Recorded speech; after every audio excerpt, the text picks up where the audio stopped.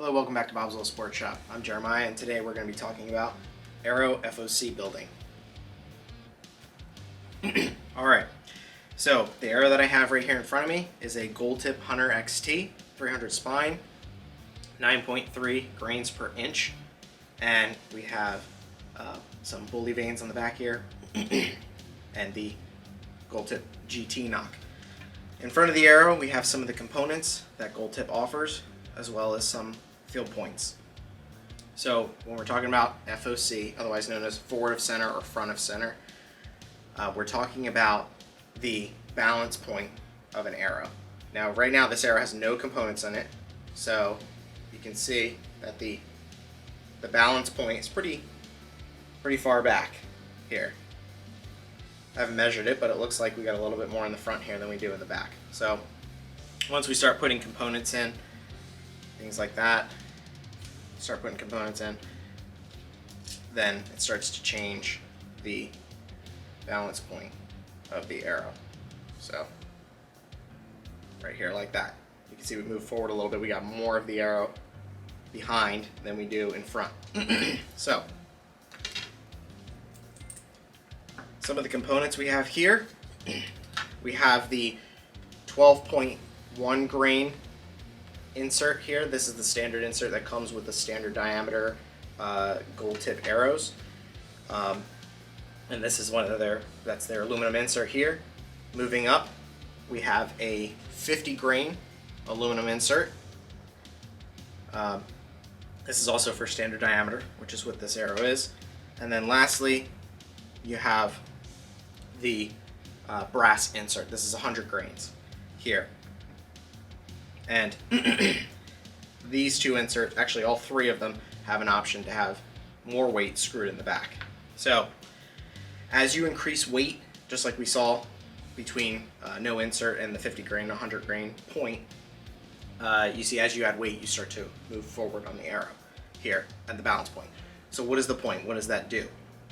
So without any components, and it's all about balance, so it's all about balance and the flight of the arrow. So when you're here, as your arrow is flying, your vanes back here, or your feathers, whatever it is you have on the back of your arrow, has less leverage to control the arrow, because the balance point is going to be, the pivot point is going to be a lot closer to the fletchings.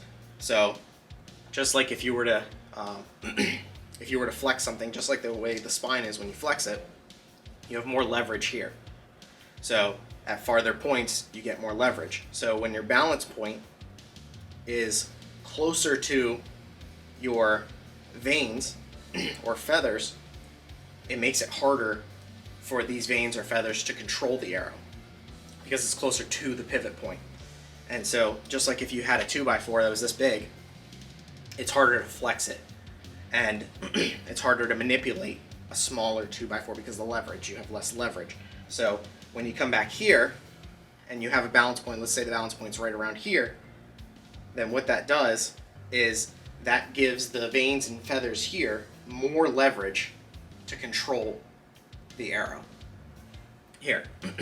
So going over the points too really quick, we have a 75 grain 5/16 point here.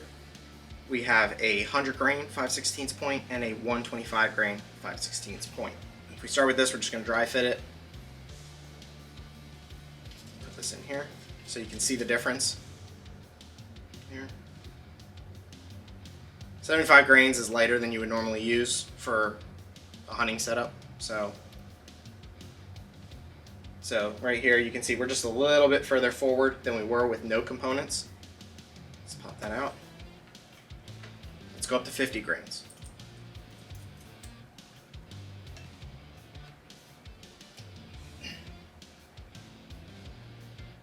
So moving a little further forward here.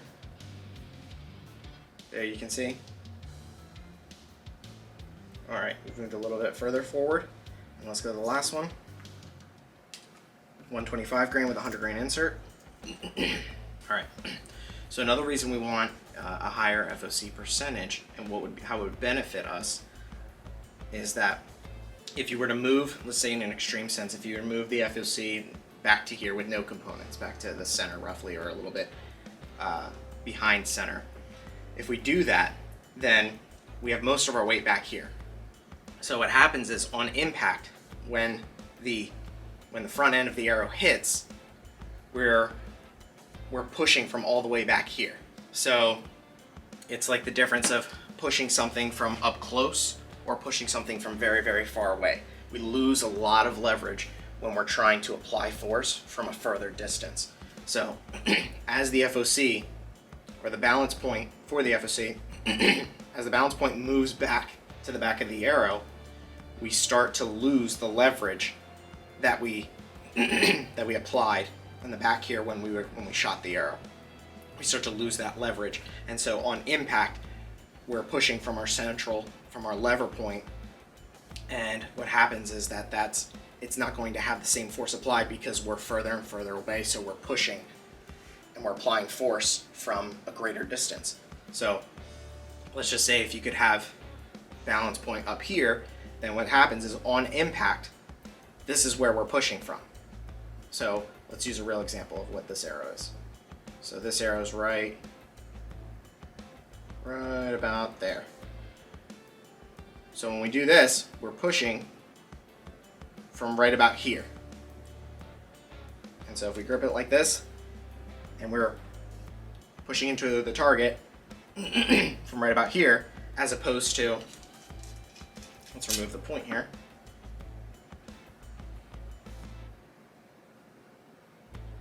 Right about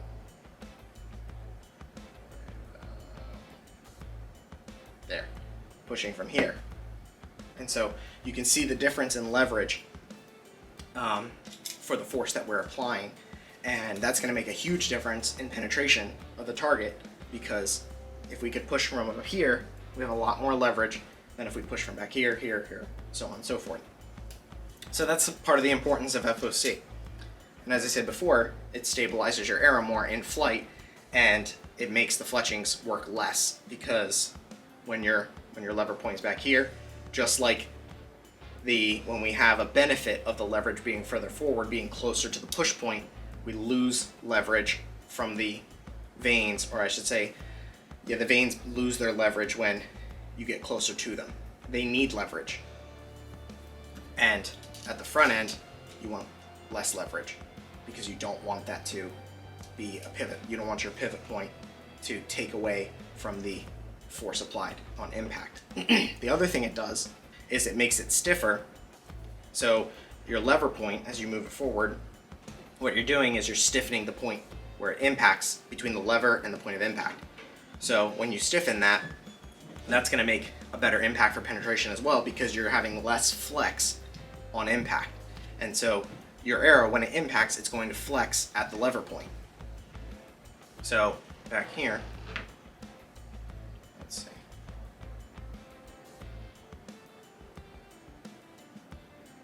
So right here, we can grab here and we'll grab here. Got a little bit of flex in it, right there. So that's where it would flex if the 100 grain insert became a 100 grain, let's say, glue-in point. Then that'd be our flex point right there. And we put the point in.